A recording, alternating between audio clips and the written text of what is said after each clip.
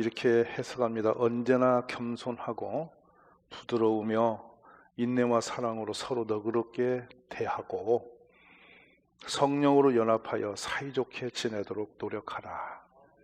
이렇게 풀어놓았습니다.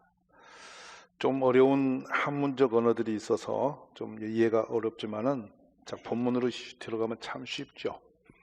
저는 오늘 밤에 이 말씀 속에서 관용, 용납이라는 그 단어를 들고 함께 우리의 정체성을 좀 보면서 힘내기를 기도합니다.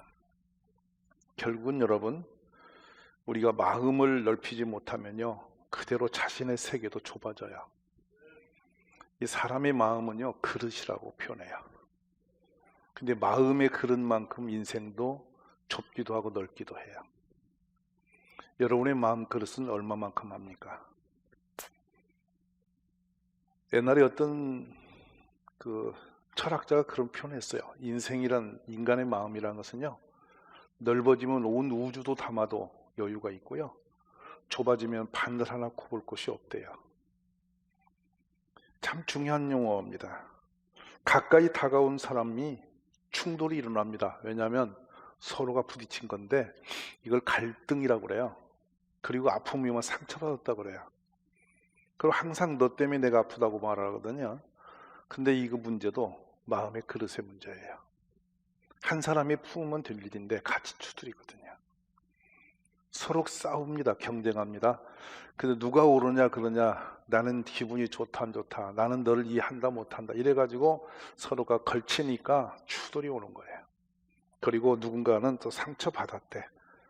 상대방 물으면 너만 상처받았어, 나도 받았어. 그래서 이제 미움이 생기죠. 그래서 피해버립니다. 근데 피해 다닐수록 생각할수록, 곰곰이 생각할수록 속상해요. 짜증이 나요. 그리고 분해요. 억울해요. 그래서 끝없이 평행선을 달리는 거예요. 이 용납이라는 것은 작은 그릇이 큰 그릇과 같이 있을 때 여러분이 그거를 우리말로 포갠다는 뜻이 있어요. 큰 그릇 속에는 작은 게 수없이 들어가도 다 담겨요. 근데 작은 것에 큰 것 담을 수 있어요? 담으려면 깨지죠. 그냥 와르르 박살이 납니다. 담겨지질 않나요? 그 부분이에요. 많이 담으면 부유하겠어요? 작은데 깨지는 게 부유하겠어요? 많이 담을 수 있을 때 풍요하겠어요? 쪽박이 돼갖고 깨뜨리는 게 커지겠어요? 상처받았다는 것은 깨진 마음이거든요. 받아들이지 못하면 깨지는 거예요. 그리고 이거 이해 못하고 못 받아들이면 금이 가든지 깨어지든지 부서지든지 완전히 그냥 박살이 나든지 하는 거예요. 여러분의 마음 상태는 어느 만큼이십니까? 누구 때문이라고, 그렇기 때문이라고 우리는 핑계대고, 내가 상처받은 좁은 마음을 그대로, 나는 그대로 유지하면서 누가 그렇다고 계속 그 그릇을 들고 다니면서 소리를 내고 다녀요. 끝이 없어요. 사실 우리들이 이 부분을 보면서 예수님은 어떠셨을까 보는 거예요. 예수님의 눈에 맞는 게 있을까요? 예수님 마음에 드는 사람이 몇이나 있을까요? 한번 상상해봐요. 우리는 내 수준에 닿지 않으면 다 용납이 안 되는 거거든요. 근데 예수님 수준에 맞는 수준의 사람이 이 땅에 있겠어요? 우리들의 수준 말고 예수님 수준 돼봐요. 저놈 저래서 못 쓰고 저 사람이 저래서 그러고, 우리는 전부 다 나는 의젓한데 이게 모자라서 그냥 못마땅해서 막 그걸 갖다가 부석들이거든요. 용납이 안 돼요, 그것이. 그래서 아프고 멀어지는 거예요. 심각한 용어예요. 고린도 후서 6장에는요, 이 부분을 우리에게 이렇게 말해요. 자녀들을 말하듯이 보답하는 것으로 말하듯 하노니 보답하는 것은 너희도 마음을 넓히라. 너희가 우리 안에서 좁아진 것이 아니라 오직 너희 심정에서 좁아진 것이다. 좁아졌다는 거예요. 그 좁아졌다는 것은 넓힐 수도 있다는 얘기예요. 마음이라는 것은 넓을 수도 있고 좁을 수도 있는 그 기능적인 역사가 있는 거예요. 그래서 우리가 말하죠. 저 좁쌀만한 놈. 한번 옆에 분에게 입어요. 이 좁쌀만한 인간아. 기분이 어떠세요? 당신은 좁쌀만한 인생이야. 세상은 커요. 좁쌀이 왜냐? 쌀 중에서 작은 거 좁쌀이거든요. 에라이 좁쌀 같은 인생아. 기분 좋으세요? 근데 하는 것 보면 좁쌀만치도 못하게 사는 사람 무지 많아요. 이거 심각한 거예요. 그래서 오늘 우리는 하나님의 사람은 이 부분을 넘어야 돼요. 함께하기 너무 쪼잔한 사람이에요. 좁쌀하는 용어가 이해가 안 갔으면 거기다 붙어요. 똑같은 얘기. 쪼잔한 인간아. 어떠세요? 아이고 집사님 왜 이렇게 쪼잔해? 그럼 기분이 어떠십니까? 아이고 집사님은 왜 이렇게 넓어? 어느 쪽이 좋으세요? 어느 쪽의 얘기를 들으시고 싶으세요? 여러분의 부인이 남편 보고 에이고 좁쌀 같은 남편아, 에이 쪼잔한 인간아 이래 보세요. 그럼 남편 살맛이 나요? 나 여성이니까 나는 좁쌀로 살래. 그러실랍니까? 중요한 질문을 하고 있는 겁니다. 근데 문제는 이 좁아져 버린 심령을 가지면 속 좁은 사람 본인이 괴로운 거예요. 왜냐하면 담아들이지 못하고 용납하지 못하면 본인이 고통스러운 거예요. 커져버리면 아무 문제 없죠. 그 세상은 여러분 그렇습니다. 신비로운 것은 물의 질량으로 볼 때 물이 큰 물이 있고 작은 물이 있어요. 그래서 시냇물, 또랑물 그러죠? 강물 그래야 안 그래요? 바닷물 그래요. 어디 물이 제일 커요? 바닷물이 커요. 근데 두 번째 큰 거는 강물이 요란합니까? 어디 물이 시끄럽던가요? 말해봐. 어디 물이 시끄러? 그냥 쉽게 말하세요. 또랑물. 또랑물 같은 인생은 시끄럽기만 합니다. 힘도 없는데 소란스러워요. 강은요 도저히 흐르죠. 맞죠? 바다는 어마어마한 세상을 다 담아버립니다. 네, 저쪽에서 홍수가 나도 바다는 높이가 변함이 없습니다. 그냥 그대로 갑니다. 세상이 다 뒤집어져도 대부분 또 평온을 찾습니다. 그래서 바다는 넓은 거예요. 할렐루야. 여러분 어떤 마음을 가지고 살기를 기대하십니까? 에베소서 4장 2절에 모든 겸손과 온유로 하고 오래 참으로 사랑 가운데서 서로 용납하고. 자, 여기에 나오는 용어 몇 가지가 있습니다. 겸손할 것, 온유할 것, 오래 참을 것, 사랑 안에서 서로 용납할 것. 그러므로 이 말씀을 이해하려면 1절로 가는데요. 그러므로 주 안에서 갇힌 내가 너희를 권하느니 너희가 부르심에 받은 일에 합당하게 행하라. 합당하게 사는 방법. 이것이 지금 본문으로 넘어온 용납을 가지고 있는 내용이에요.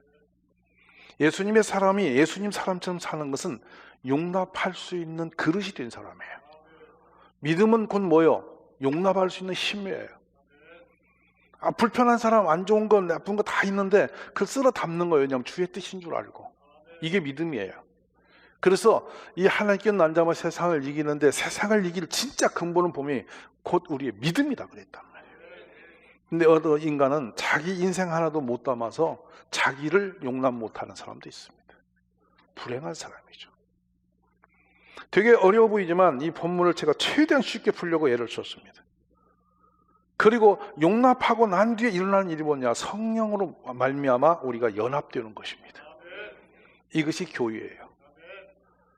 교회는 그래서 어떤 유형의 사람이든지 그 속에 들어오면 용납하는 겁니다. 녹여내고 품어주고 이해해주고 같이 공감해주는 겁니다. 이게 교회예요. 근데 유감스럽게도 교회가 칼보다도 예리합니다. 눈으로 째려보고 말로 씹어버리고 발로 차버리고 차가워지고 냉수적이고 몰인정스럽고 오늘날 교회는 형편없이 교회 안쓰러워져 있습니다. 덩어리 크다고요? 그게 종교회 아니에요. 교회다운 교회야 종교예요. 어떤 허물과 어떤 부족함이 있으래도 교회에 예수님의 이름으로 다 용납이 되어지는 거예요. 종종 끝없이 제가 이 이야기를 언제부터 했는가 봤더니 벌써 한 4년 계속 한 내용이 하나 있더라고요. 예수님이 누구를 만났느냐고, 누가 교제했느냐고. 이 얘기는 아마 귀에 닦지 않도록 동역기가 들었을 거예요. 그리고 난 뒤 여러분 그릇은 얼마나 변화됐나요? 예수님 하신 그 일에 얼마나 동참해봤나요? 용납 못합니다. 계속 갖다가 대질합니다. 그리고 허물을 파서 그냥 그걸 공격하고 소금을 장을 지릅니다. 오늘 우리 돌이켜서 시모의 법칙이 있습니다. 메아리의 법칙이죠. 그렇습니다. 나는 갑질할 테니 너는 종로로 되라. 그리고 나한테 충성하라. 이게 우리 심령에 있는 그림이래요. 나는 너를 갖다가 이렇게 짓밟을 테니 너는 나를 존경하고 충성해라. 그렇지 않으면 더 혼내겠다. 이 식이 되는 거예요. 이게 상식하고 몰지각한 인간의 모습이라는 거예요. 나는 너를 무시하고 밟을 테니 너는 나를 존경해 줘야 돼. 나는 너를 비방하고 너를 판단할 테니 너는 무조건 나를 사랑하고 칭찬해야 돼. 이런 교묘한 심리적인 작동이 우리 속에 자리를 하고 소리를 내고 있다는 거예요. 그래놓고 말한답니다. 네가 나한테 잘해봐. 나도 너한테 잘할게. 항상 상대방이 먼저 주어야 나도 좀 이렇게 반응하겠다. 이런 심리를 가지고 도도하게 산다는 거예요. 우리 예수님은 너희 잘해봐. 내가 너한테 뭐 해줄게. 이렇게 하신 적이 없어요. 말 없이 허리에 수건 두르시고 무릎 꿇고 제자들의 발을 씻기세요. 솔선하세요. 먼저 하세요. 예수님이 존경받으려고 하는 행위는 안 해요. 그거. 예수님의 진실이 무엇인지를 그대로 드러내실 것뿐이에요. 우리는 남들이 내 발 닦여주기를 기대합니다. 감히 저것이 무엇인데 이러면서 높은 자리에 올라가기를 원합니다. 어림도 없는 행위죠. 그래놓고 믿음이 있다고 말을 합니다. 책에서는 이런 표현해요. 인생은 타인의 도움 없이는 절대로 성공할 수 없다. 혼자 해낼 수 있는 일은 많지 않다. 오늘날 위기가 무엇인가? 사람관계가 무너졌기 때문이다. 가난을 이기는 한국, 황무지를 최고의 나라로 만든 미국, 유럽을 정복한 모든 나라의 힘있던 나라들의 세워짐의 역사 뒷면을 보면 뭐냐? 함께라는 게 있었습니다. 이방민도 혼혈족도 다 품어서 자기 민족화해서 하나로 소리를 내면서 세계적인 큰 나라가 되어가는 거예요. 좁쌀 많은 사람들은 절대 다름을 이해를 못하고 용납지 못하는 사람인 거예요. 오늘 우리 어떤 사람을 만나도 용납할 수 있는 교회 되기를 기도하시기 바랍니다. 그래서 용납되고 나서 한 마음이 딱 튀고 같이 한 목적을 가지고 뛰어버리니까 새마을 운동 아무것도 아닙니다. 동네 길 넓히고 조그마한 일들이 했습니다. 같이 모여서 뭔가 했어요. 그랬더니 세계 경제 대국으로 우리가 길을 열어갔어요. 배부른 것이 항상 배부른 거였습니까? 우리들이 이루어서 배불렀나요? 누군가의 피 흘리고 땀 흘려 만든 거 우리는 누리고 있는 사람들입니다. 지금 세대가. 이걸 잘 기억해야 됩니다. 근데 문제는 그 당시는 굶주리고 배고프기 때문에 함께 할 줄 알았다는 거예요. 근데 많은 걸 놓으니까 이제 혼자 골방에 들어가서 세상을 팝니다. 그래서 한국에 20만이 넘는 아이들이 골방에 들어앉아 세상을 담을 치고 앉았습니다. 그것도 시퍼런 젊은 아들이. 부모도 건드릴 수 없는 벽을 쳐놓고 방 속에 들어가서 인터넷을 후비고 앉았습니다. 이게 우리의 현실입니다. 오늘 사랑하신 가족 여러분, 지 아무리 탁월한 사람도 다른 사람의 도움 없이는 성공할 수 없어요. 우리 어린아이들 저는 여기 공동체 생활이 참 중요한 것은 세상 학교에서도 가정에서도 그 누구도 기관에 줄 수 없는 일을 얘들은 합니다. 같이 공차할 줄 알고 같이 어울릴 줄 알고 같이 식사하면서 같은 공동체로서의 인생을 배우고 있는 거예요. 얘들이 초등학교 1학년, 2학년 때 들어오면 상당히 충돌합니다. 왜냐하면 서로가 키재고 공부재고 심재고 하면서 자기끼리 캡틴을 찾아요. 웃긴다고 여러분. 그래서 3학년 팀은 이제 치고 평천합니다. 누가 센지 약하니 다 인정하고 다 줄 섰어요 이제. 그리고 어울려요. 참 재밌는 사회예요. 사회를 여기서 배우죠. 그러니까 애들이 벌써 4학년, 5학년이면 벌써 1학년, 2학년 때는 충돌 엄청 하다가 이제는 딱 정리가 되어서 4, 5학년 되면 되게 친해져 있어요. 이게 이 아이들의 나라예요. 저 아이들을 앞으로 두고 보세요.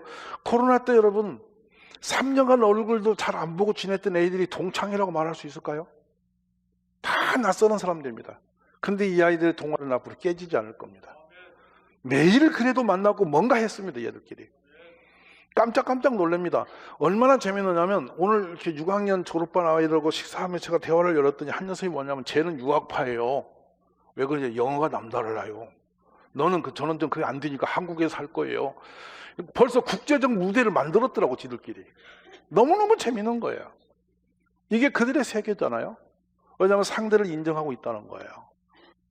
근데 헝금트리고 독해지고 기도하고 사나워지고 예수님이 얘기하면서 아주 그냥 부리부리해서 더 좁아지고, 그러면 어떻게 할 수가 없잖아요. 얼마나 무서운데요.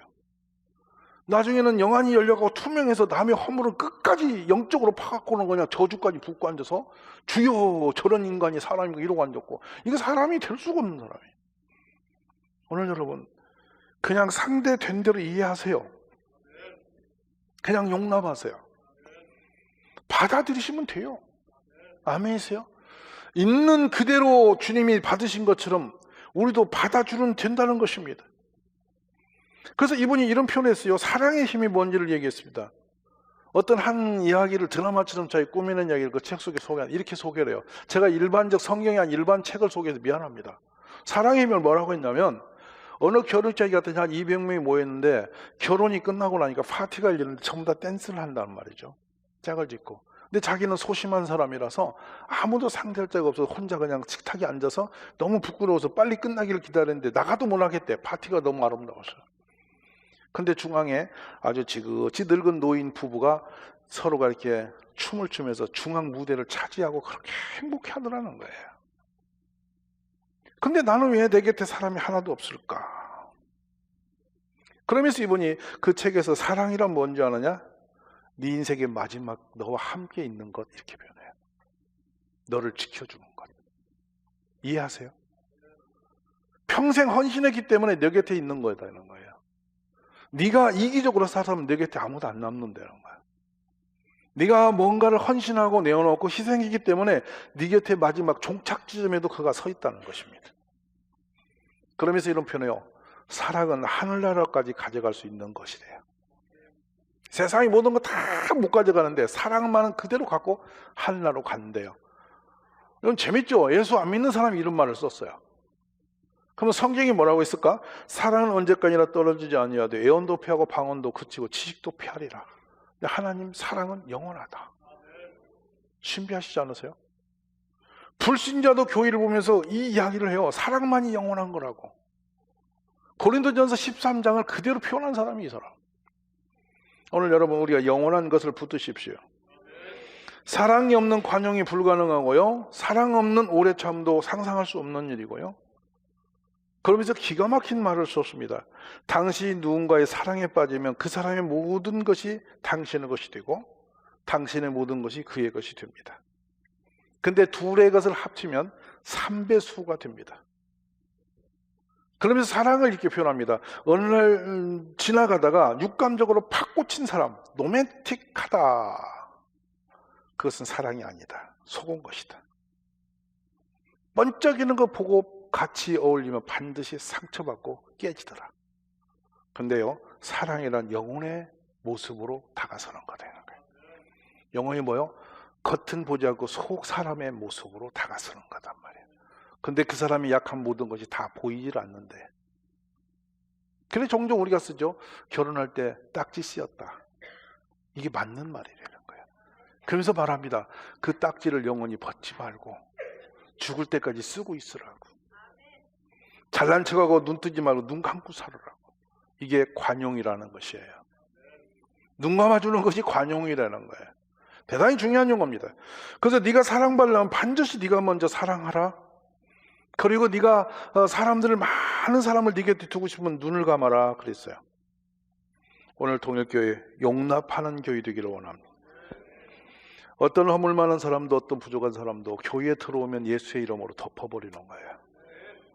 그 사람이 얼마나 흉악한 사람 상관없어요. 예수의 이름 앞에 나오면 다 용납이 되는 거예요. 우리 서로 용납하고 덮어주는 그런 교회 되기를 기도하십시오. 그래서 그 어떤 흉악한 사람도 그 어떤 모자란 사람도 제 알물이 길을 이루고 방황하고 그릇 사는 사람도 교회에 들어와서는 다 품어지는 거예요. 덮어지는 거예요. 이걸 공감하는 우리 교회 되기를 원합니다. 동일교회가 남다른 교회다. 뭐가 남다를까? 뭐가 좋은 교회일까? 여러분 자꾸만 그런 말해요. 아이고 뭐 우리 목사님 설교 좋아서 좋은 교회. 그래서 그 좋은 설교 듣고 넌 어떻게 사는데 이것이에요. 설교 좋을수록 굉장히 문제가 많아요. 왜냐하면 그렇게 말하는 사람이나 살아갈 성도가 책임이 어마어마한 거예요. 이제 설교가 부실해갖고 대충 살면 괜찮아요. 수준이 거기니까. 근데 막 설교가 엄청난 은혜스러워. 그러면 은혜스러운 설교한 사람 너는 어떻게 사냐? 야, 너 설교가 했잖아. 네 말한 대로 사냐? 성도가 부릅뜨고 쳐다봐. 못 살아. 맨날 사랑하려고 지는 사랑 안 해. 그러면 저런 싹이 있나? 저 이중인격 아닌가? 그거 무너지는 거 6개월이면 깨진다니까요. 그리고 그 다음에 오는 대단히 중요한 메시지가 있어요. 성도 여러분은 어떻게 살 것인데? 당신은 어떻게 살고 있는데? 삶은요, 본인과의 관계도 있지만 이웃과의 관계에서 메시지가 나오는 거거든요. 좋은 교회 다닌데, 그래, 좋은 교회인데 너는 사는 게 좋게 사냐? 이거예요. 우리 삶이 없는 신앙은 거짓입니다. 유일하게 기독교만 거의 집중적으로 말하는 것은 삶에 대해서 문제를 걸어요. 교회만. 왜냐하면 우리가 예수님의 그 은혜를 입은 사람으로서 은혜 받은 만큼의 가치를 가지고 살아야 되기 때문에 우리 거기에 힘을 얻는 우리 가족이 되시기를 바랍니다. 그러므로 우리는 예수님을 생각하면 하나님 앞에 가야 진짜 겸손해지고요. 다음엔 하나님의 은혜를 알면 진짜 우리가 온유해져요. 부드러워져요. 할렐루야. 스스로 온유할 방법이 없이 우리는 독할 수밖에 없는 사람이. 근데 하나님 은혜를 아니까 나도 모르게 부드러워지는 거예요. 참 오래 참는 거, 주님과의 나의 관계를 알아야만 내가 오래 참지 내 성질대로 못 참아요. 여러분 성질대로 살아보세요. 절대 참을 수 없어요. 우리는 욱하는 게 다 있잖아. 옆에 보세요. 혈기가 있어요 없어요? 물어보라니까. 그 사람 눈빛을 보세요. 지금 보통 사람인가? 웃다가도 찔러보세요. 금방 뒤집어져요. 그냥 세상을 다 처부실처럼 독한 눈 뜨고 부리부리 넘깁니다. 이게 우리예요. 어떻게 참아요? 못 참아요. 그러고 그냥 속 이렇게 표현합니다. 나는 원래 뒤끝은 없어. 참 훌륭하십니다. 다 죽여놓고 뒤끝은 없대. 당한 사람은 어쩌라고. 그래, 당한 사람은 뒤끝이 있고 나는 없어서 좋겠다. 훌륭하다. 이렇게 우리는 기가 막힌 인생을 살아갑니다. 그러니까 봅시다. 오래 참는다. 사랑 가운데서 서로 용납하고. 용납이라는 것은 사랑이 앞에 있어야만 가능해진다. 어떻게 잘못된 사람, 모질된 사람을 품을 수가 있어요? 할 수 없어요. 인간의 인격으로 못 담는 일이에요. 그런데 하나님의 사랑을 알면 담을 수 있어요. 그래서 3절의 중요한 메시지입니다. 이게 이제 교회의 핵인데요. 평안에 매는 줄로, 평안에 매는 줄로 성령이 하나 되게 하신 것을 힘써 지키라. 서로 용납하지면요 다 평안해져요. 그냥 그래 저놈은 얼마나 힘들게 살았으면 저랬겠어? 아이고 오죽하면 저럴까? 쟤는 그래서 그렇지. 아이고 쟤는 저러니까 그래 알았다 하고 넘어가는 거야. 패스. 그럼 평안해지죠. 근데 그놈은 그러고 저놈은 막 계속 파기자면 다 죽어. 그것을 저는 옛날에 죄송합니다. 이 등에 매는 밧데리를 메고 이 개울에 가서 물고기를 지진다고요. 지지면요 딱 누르면 찡 하면요 고기가 바닥 뒤집어져요. 죽어요. 이게 뭐냐면 밭으로 지져. 그냥 김집사 지져자. 오늘은 내일은 오집사 짓자. 카페로 모이라. 그냥 박집사 지져버리자. 아따 오늘은 큰 놈 지자. 목살 지지자. 막 지지해서 야 12V 보조개 24%로 돼야 아니다 이거 막 교류로 갖다 지지자. 이렇게 사는 것이 교회입니까? 모이면 지지고 누군가를 갖다가 씹고 누군가를 비방하고 막 때리고 이건 아니죠. 오늘부터 여러분 우리의 마음이 넓어지기를 기도하세요. 서로 용납합시다. 용납이란 결론은 다 받아들이다. 이해해주다. 그 뜻이죠. 바로 스데반이 마지막 고비에서 죽음 앞에서 저들을 사하여 주옵소서. 응징과 복수가 아니라 다 받아주고 용서하고 호련히 하늘나라로 가는데 그의 얼굴은 천사와 같다 그랬습니다. 이게 작은 애수요 우리 성도가 사는 길인 줄 믿습니다. 다 내어주고 천사처럼 사는 사람 우리 되어지기를 주의 이름으로 축원합니다.